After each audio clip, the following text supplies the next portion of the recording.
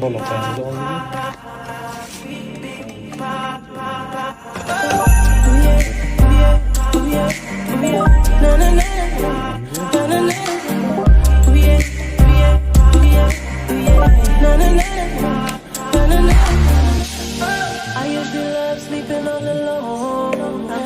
Something much like she asked me if I do this every day. I said often. That's how many times she wrote the